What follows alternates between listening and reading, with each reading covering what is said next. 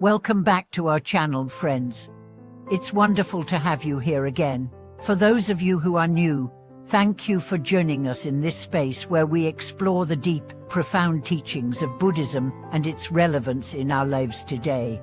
In the hustle and bustle of modern life, it's easy to feel lost or disconnected from our spiritual practice. That's why it's so important to come together here, to dive into these teachings and explore how we can bring more peace, wisdom, and balance into our daily lives. Today, I want to discuss something that many of you might have wondered about: the offerings we make to the Buddha. After offering food, fruits, and drinks to the Buddha, can we eat them ourselves, or should we let them remain untouched? Is there a right way to handle these offerings that can either enhance or diminish our spiritual merits? The answer may surprise you, and I believe it could have a significant impact on your own journey of spiritual growth. The ritual of offering, more than just a tradition.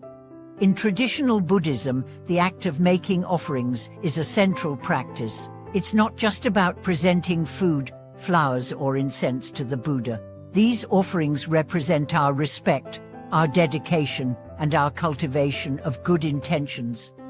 They are symbols of our effort to purify our hearts and to practice generosity, which is one of the key virtues in the Buddhist path.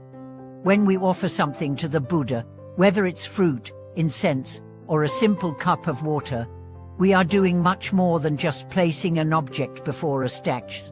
We are symbolically offering our hearts.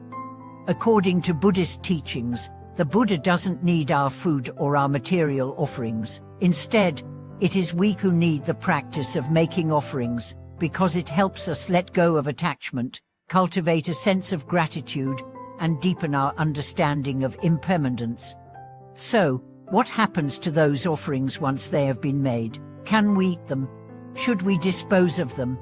The answer lies not in the act of eating or not eating, but in the intention behind the act. What happens after the offering is the power of intention. Buddhism emphasizes the power of intention.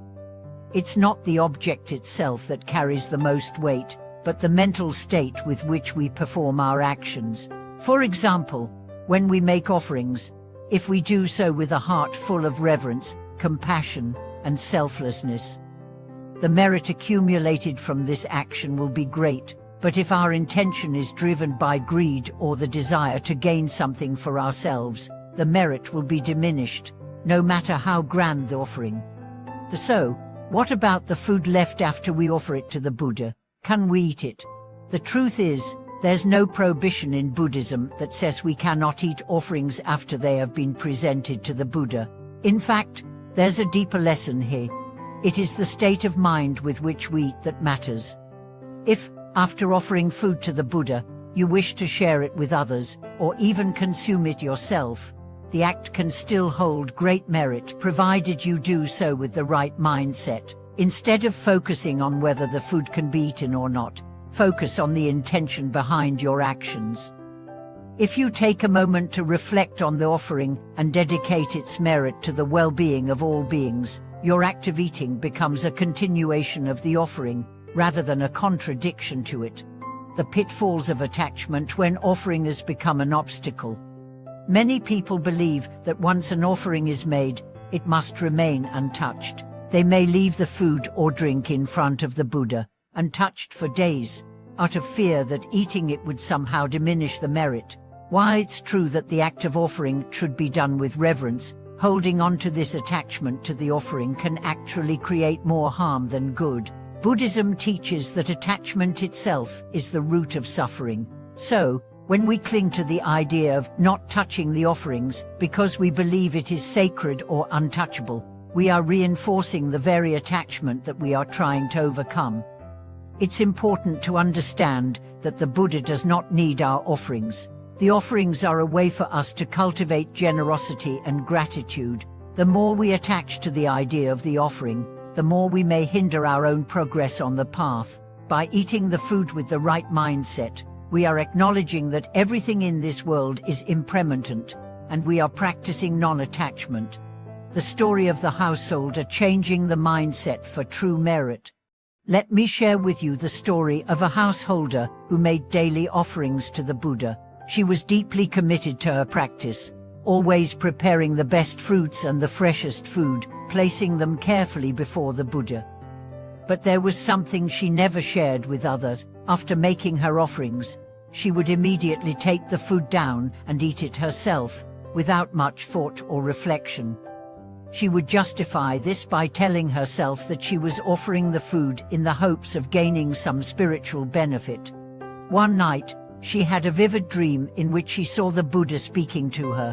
In the dream, the Buddha said, "You offer food to me, but your heart remains attached to the act of eating. You are not offering with pure intention, but rather using the act as a means to satisfy your own desires." This dream deeply shook her, and she woke up with a sense of clarity and understanding. From that day on, she changed her approach. She began selecting offerings that were appropriate and timely, offering them with a deep sense of reverence. Afterward, she would share the food with her family, with a heart of gratitude, and always dedicate the merit of her actions to the well-being of all beings. Gradually, she began to notice changes in her life. Her mind became more peaceful, her relationships improved, and her overall sense of contentment deepened. This transformation was a result of shifting her mindset. Instead of offering to gain personal benefit, she began offering with a sense of humility and selflessness, recognizing that the act of offering itself was a practice of cultivating generosity and compassion. What can we learn from this? The key takeaway from this story is that the merit from an offering is not determined by the quantity or the grandeur of the offering itself, but by the intention behind it.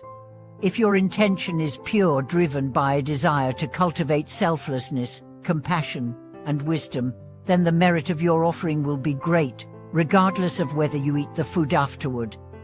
On the other hand, if your intention is driven by desire, greed, or selfishness, the merit will be diminished. This applies not only to the act of offering food to the Buddha, but to all actions in life.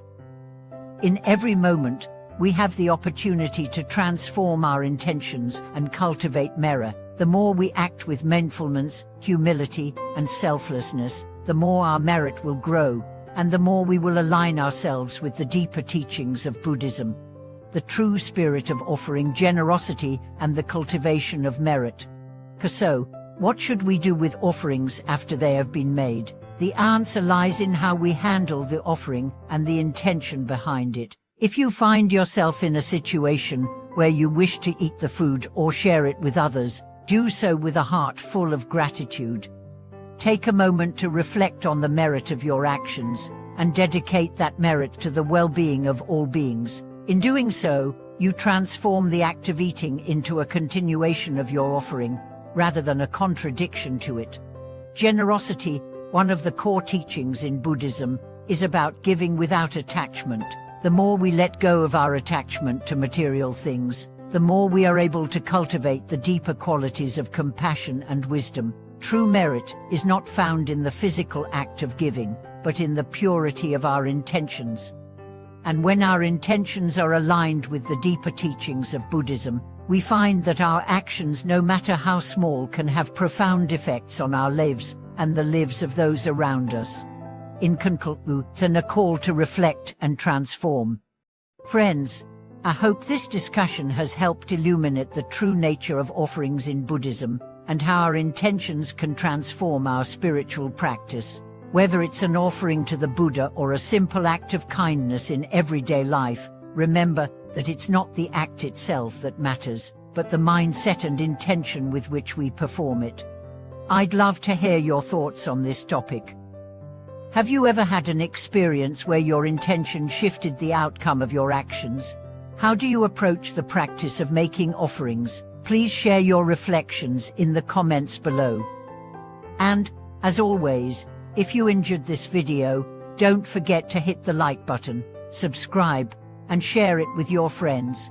By doing so, you're helping to spread the wisdom of Buddhism and deepen our collective practice. Thank you so much for watching, and I look forward to our next discussion.